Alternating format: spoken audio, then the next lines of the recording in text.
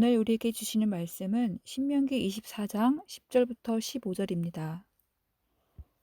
제가 말씀 봉독하겠습니다.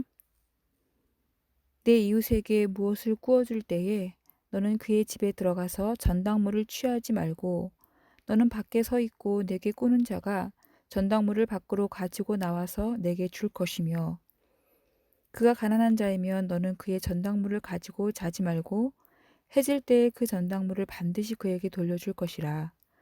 그리하면 그가 그 옷을 입고 자며 너를 위하여 축복하리니 그 일이 내 하나님 여호와 앞에서 내 공의로움이 되리라.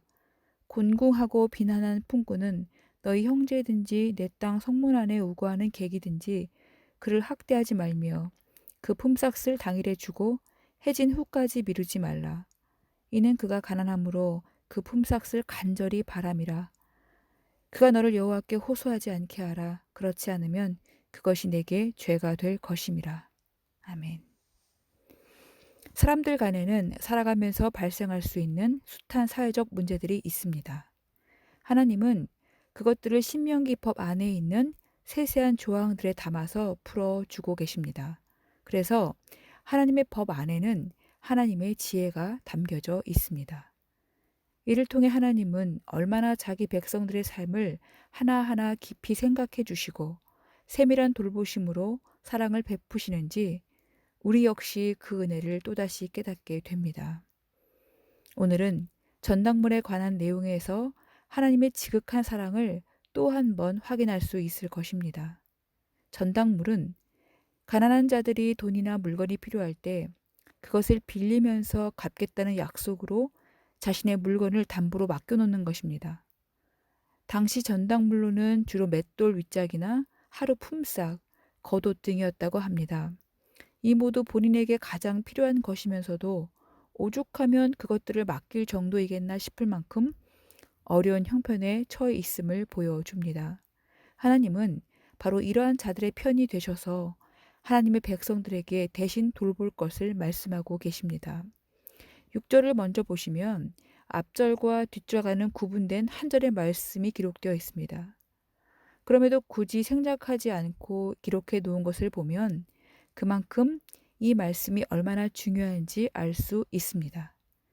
맷돌이나 그 윗짝을 전당 잡지 말라는 말씀인데 그것은 맷돌이나 그 윗짝을 전당물로 내놓는 이들이 있었다는 것이고 그것을 전당 잡는 사람들이 있었다는 말입니다. 그런데 하나님은 이 또한 법으로 규정하여 그것들을 전당 잡지 말라고 하십니다. 왜냐하면 말씀대로 사람이 맷돌이나 그 윗짝을 전당 잡지 말지니 이는 그 생명을 전당 잡음이니라. 맷돌은 생명과 연관되기 때문입니다. 맷돌 윗짝이 없으면 맷돌의 기능은 무용지물이 되고 그날 맷돌이 돌아가지 않으면 이 가정은 밀을 빻아서 빵을 만들어서 생계를 이어갈 수 없기 때문에 맷돌은 집 식구들의 생명과 직결된 생필품임을 알 수 있습니다. 그런데 그걸 맡길 정도라면 참으로 가난한 사람들일 테니 하나님은 이들을 외면하지 말고 도와주는 것이 하나님의 백성들의 삶이 되어야 한다고 말씀하십니다. 신명기 15장 7절입니다. 내 하나님 여호와께서 내게 주신 땅 어느 성읍에서든지 가난한 형제가 너와 함께 거주하거든 그 가난한 형제에게 내 마음을 완악하게 하지 말며 내 손을 움켜쥐지 말고 이렇게 말씀합니다. 또 신명기 15장 11절에는 땅에는 언제든지 가난한 자가 그치지 아니하겠으므로 내가 내게 명령하여 이르노니 너는 반드시 내 땅 안에 내 형제 중 곤란한 자와 궁핍한 자에게 내 손을 펼치니라. 하나님은 어제의 말씀에서도 마음을 완악하게 하여서 아내를 쉽게 버릴 수 있다고 생각하는 자들에게 그것이 얼마나 악한 일인지 말씀하셨습니다. 그래서 법안까지 마련해 주시면서 어느 한 개인이 쉽게 깨뜨릴 수 없는 단단한 사회적 구조 안에서 자칫 기본 생존권도 누리지 못할 수 있는 당시 사회적 약자인 여성들을 보호하시는 자비를 보여주셨습니다. 그와 같이 가난한 자들에게도 동일한 마음을 품고 계십니다. 이들은 모두 사회적으로 돌봐야 할 대상이기 때문에 무엇보다 내 백성인 너희가 필요하다면 법을 만들어서까지도 돌봐야 한다고 말씀합니다. 왜냐하면 하나님의 자비의 손은 그들에게 펼쳐져 있기 때문입니다. 일용할 양식은 이렇게 기도하라고 가르쳐 주신 주님의 기도문에도 포함되어 있을 만큼 하나님은 자기 백성들에게 무엇 먹을까 마실까 염려하지 말 것을 말씀하시면서 내가 너희를 부모처럼 책임지겠다 하신 약속의 방편이기 때문에 생계를 위협하는 어떤 행위든지 금하라 하신 것입니다. 당시에는 주로 맷돌 윗짝이나 하루 품삯, 겉옷 등이 전당물이 되곤 했는데 10절 보시면 전당물을 취할 때 어떻게 하는지 그 자세까지도 상세하게 말씀합니다. 내 이웃에게 무엇을 구워줄 때 너는 그의 집에 들어가서 전당물을 취하지 말고 11절 너는 밖에 서 있고 내게 꾸는 자가 전당물을 밖으로 가지고 나와서 내게 줄 것이며 하나님은 굳이 구워주고 꾸는 일까지 이렇게 세세하게 말씀하실 필요가 있을까? 우린 생각해 볼 수 있지만 구워준다는 것은 채권자가 되는 것이고 꾼다는 것은 채무자가 되는 것입니다. 이미 채권과 채무의 관계로 빚 받을 권리와 빚 갚을 의무가 성립되면서 권리를 가진 자에게는 힘이 부여되고 의무를 가진 자에게는 그 힘에 지배당하는 구조가 자연스럽게 형성됩니다. 그렇기 때문에 채권자는 전당물을 잡는 행위로 권력을 행사할 수 있습니다. 그러나 그것은 하나님께서 말씀하시는 꾸어주는 행위로 적합하지 않습니다. 가난을 피할 수 없어서 서로 간의 채권과 채무의 관계가 형성된다 할지라도 채권자가 채무자를 함부로 대하는 세상이 말하고 있는 갑질을 해서는 안 된다는 것입니다. 너가 채권자라면 그저 하나님을 대신하여 가난한 자를 돌보는 차원에서 그에게 꾸어주는 자가 되라는 말씀입니다. 잠언 19장 17절입니다. 가난한 자를 불쌍히 여기는 것은 여호와께 꾸어 드리는 것이니 그의 선행을 그에게 갚아 주시리라. 여기서 불쌍히 여긴다 해서 자칫 동정하거나 내가 상대보다 높은 위치에서 무엇을 주는 그런 행위를 말하는 것이 아닙니다. 무엇보다 하나님의 자비와 긍휼하심으로 가난한 자를 대하고 돌보라는 것입니다.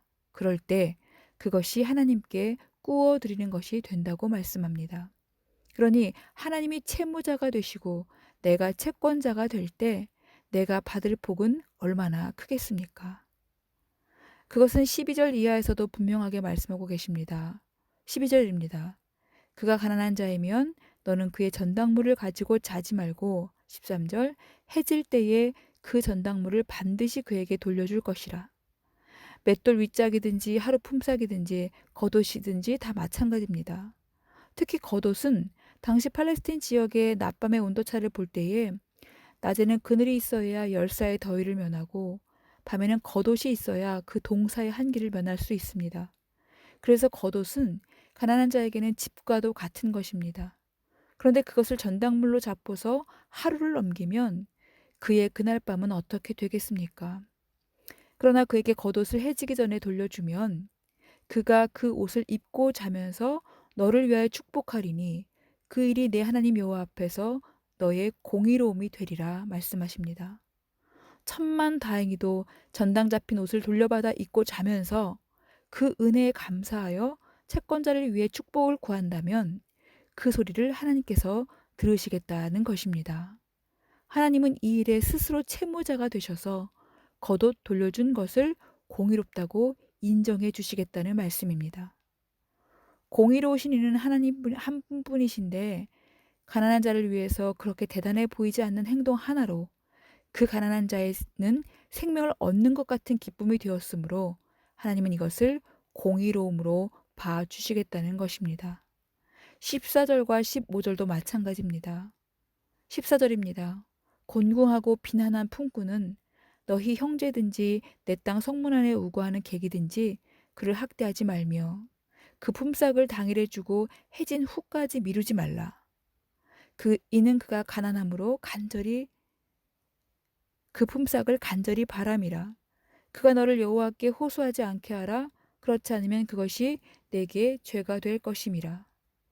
13절에서는 겉옷을 돌려받은 은혜로 채권자를 축복했지만 15절은 그 반대로 하루 품삯을 해지기까지 미루고 주지 않으므로 그 간절한 심정에 절망을 안겨주었기 때문에 그가 하나님, 이제 저는 어떡합니까? 이렇게 호소하면 결국 그 심정과 형편을 헤아리지 못한 것을 죄로 치부하겠다고 말씀하시는 것입니다. 여러분은 선을 행하는 것이 쉽습니까? 아니면 어렵습니까? 마태복음 25장의 말씀처럼 지극히 작은 자에게 한 것과 하지 않은 것, 참 별것 아닌 것 같지만 참 별것인 것이 되어서 그것이 복이 되기도 하고 죄가 되기도 한다는 것을 우리가 명심해야 할 것입니다. 하루 벌어서 하루 먹고 살 만큼 가난한 이들은 여전히 많습니다. 하나님의 말씀을 들은 자들은 그래서 달라야 합니다. 하나님을 대신하여 돌볼 수 있는 진심과 자세를 가져야 하고 그 누구의 생명을 해하는 일은 절대 하지 않아야 할 것입니다. 해 지기 전에 겉옷을 내어주고 하루 품삯을 내주면서 그 어려운 처지에 있는 사람들의 마음에 절망과 원한을 남겨두는 죄를 범하지 않아야 할 것입니다. 그럴 때 하나님은 가난한 자가 얻을 수 있는 행복과 기쁨의 몫을 하나님의 선을 베푼 자에게 채워주시면서 너가 공의롭다고 인정해 주실 것입니다. 신명기 15장 4절입니다. 내가 만일 내 하나님 여호와의 말씀만 듣고 내가 오늘 내게 내리는 그 명령을 다 지켜 행하면 내 하나님 여호와께서 내게 기업으로 주신 땅에서 내가 반드시 복을 받으리니 너희 중에 가난한 자가 없으리라.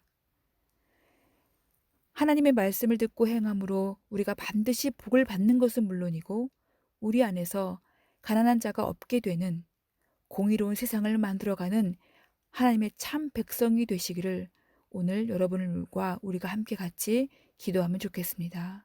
함께 기도하시겠습니다. 하나님, 참 감사합니다. 우리가 그렇게 큰 일을 하는 것도 없고 대단한 일을 하는 것도 없는데 오늘 말씀에 의하면 가난한 자를 돌보는 그 작은 행위 하나가 그 가난한 자에게 기쁨이 되었다면, 그 가난한 자에게 생명이 되었다면, 그 가난한 자에게 원망이 되지 않고 오히려 나에게 작은 선을 베푼 자에게 축복을 구하는 일이 되었다면 그러면 하나님은 그것을 행한 자를 공의롭다라고 여겨주시겠다고 말씀하십니다. 주님, 오늘 우리가 하루를 살아가면서 바로 하나님의 공의를 행하는 자들이 되게 도와주시옵소서. 우리가 공의로울 것이 하나도 없지만 하나님은 하나님의 편에서 우리가 조금만 일을 하면 어떻게 그렇게 하나님의 것을 다 우리에게 돌려주시면서 그렇게 우리를 잘했다고 해주시는지 너무나 감사할 따름입니다. 오늘도 우리가 주님의 복을 구하며 주님의 은혜 안에 살아가는 그런 하나님의 복된 자들, 공의롭게 행하는 자들 되게 인도하여 주시옵소서. 감사드리며 예수님의 이름으로 기도드립니다. 아멘.